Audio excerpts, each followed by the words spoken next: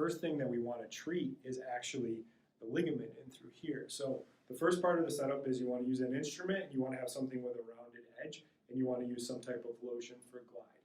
And what you're going to do is put the client into that end position of that test. So we're going to drop the head, go through here, crunch back, and through there.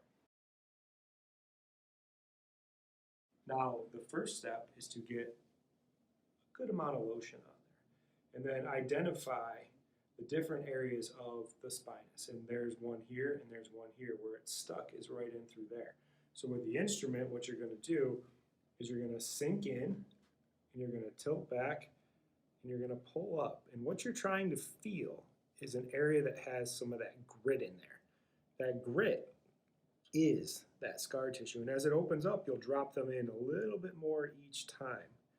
And when you find that grit, it's going to need some treatment. And each time you open it up.